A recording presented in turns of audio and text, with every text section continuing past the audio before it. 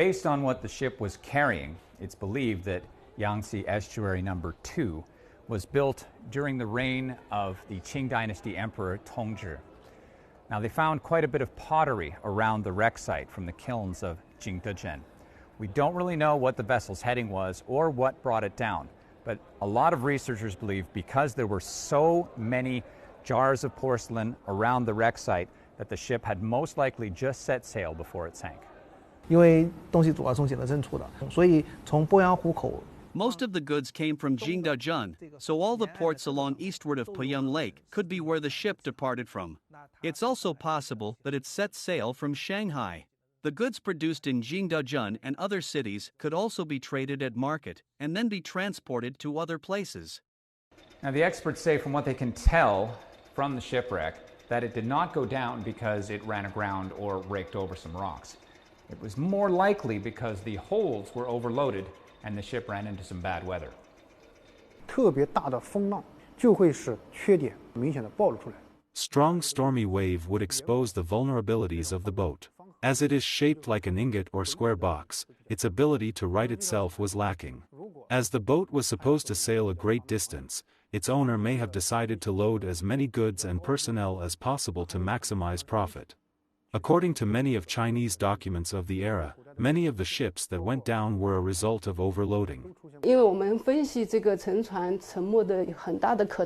According to our analysis, the shipwreck was most likely due to a typhoon.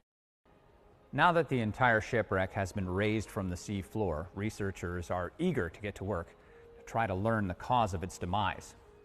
Now, the very first shipwreck to be pulled from the bottom of the sea in China was Nanhai No. 1 off the coast of Guangdong province.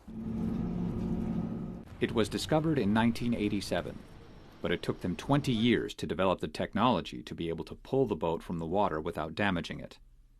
Now, Yangtze Estuary No. 2 is even larger than Nanhai No. 1, and the technology they used to pull it from the sea floor, at least for me, is one of the most interesting parts of this story.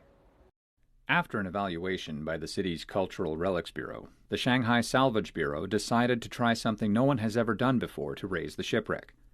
It's a custom-built rig that includes 22 semicircular beams and a specialized installation system. Each semicircular beam is lowered to the seafloor and connected to two beams that run the length of the shipwreck area. Once attached, an inner beam is fed under the wreck until it reaches the other side. The process is then repeated 21 more times. Once all 22 semicircular beams are in place, they each extended blades that connected them, forming a giant half-cylinder cradle that lifted the entire site, sand, silt, and ship from the seabed. This feat was accomplished with the help of a crane ship called the Dali.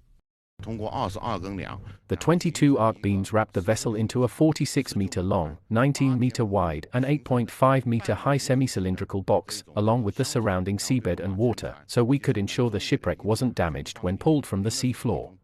This recovery project involves many different technologies and disciplines, from the unmanned submersible that captured video and ground-penetrating radar to generate imagery of the wreck and its surroundings, to using fluid mechanics to explore the effects of ocean currents on the environment around the shipwreck, to DNA analysis of any and all organic material that could provide insights into the lives of the ship's crew. Stephen Rancourt, Shanghai Live.